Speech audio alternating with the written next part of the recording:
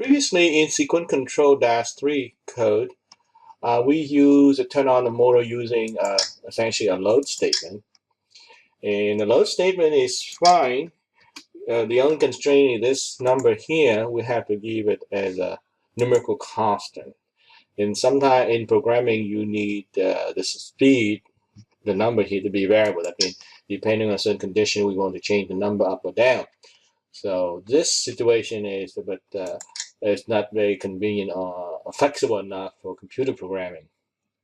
So in the code maneuver 1 here, what we do is we're going to use a compute statement to do that. So let me open it up.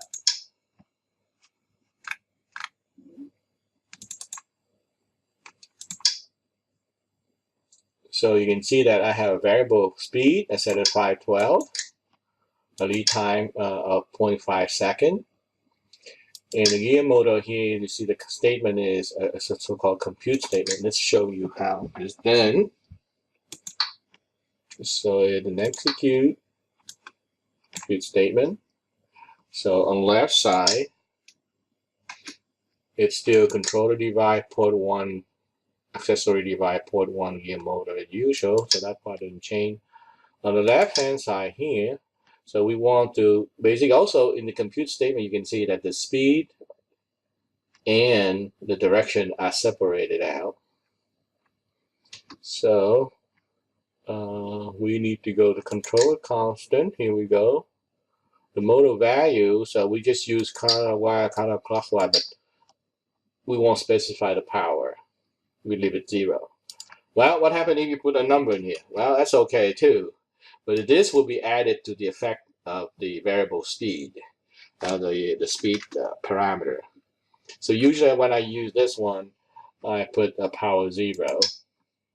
And over this side here, I just put in speed, which is a variable, and you can find the speed. Okay, so that's how you edit a compute statement. Also, I want to see separated out the sign of the direction of turn and the speed separately, because later it's not shown here in this particular code, but speed we can vary it later. Okay, so that's where we are. Okay, so right now is it's going to turn port 1, which is this motor clockwise, so it's going to go that way, and this one here kind of clockwise going this way. So essentially this robot will go forward, and hopefully it won't crash into the camera, but it's going to go forward essentially for half a second. All right, so now let's actually turn it on and download the code.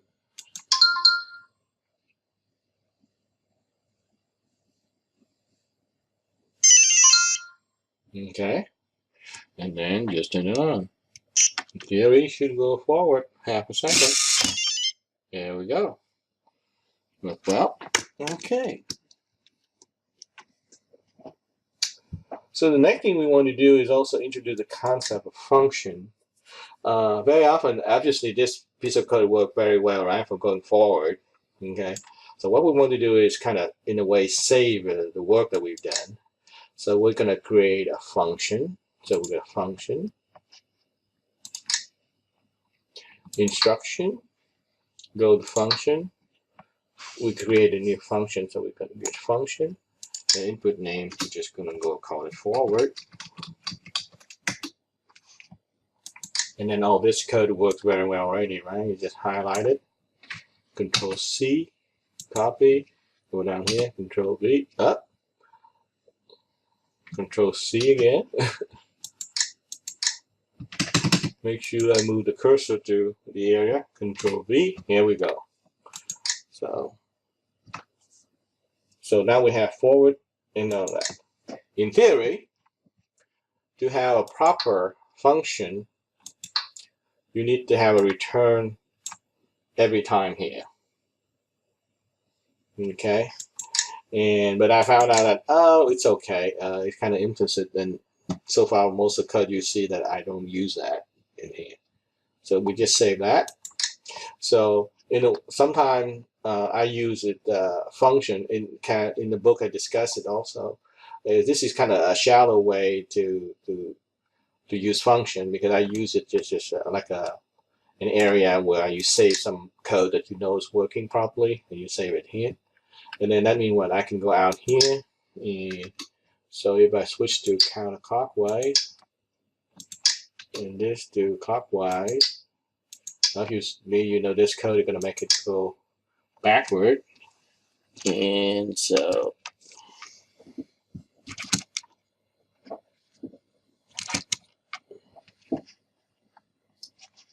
and you see this piece of code here is going forward, that's safe.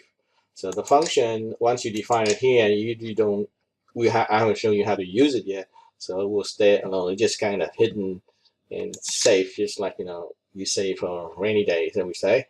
Okay, so right now, if we download this code, it's going to run this code only. It won't run the function forward anymore. So this code means you're going to go backward from here. So when I turn it on,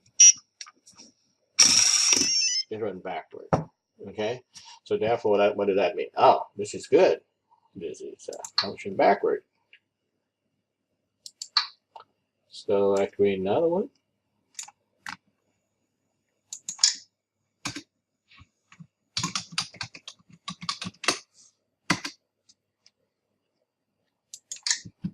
Here's some blank space. So this is C. Down here, Control V. Okay. So this is our backward. So let's go here and let me change it to counterclockwise also. What do you think this piece of code is going to do? It's not forward, it's not backward, and therefore must be turning left or turning right. We'll see, right? So let's download.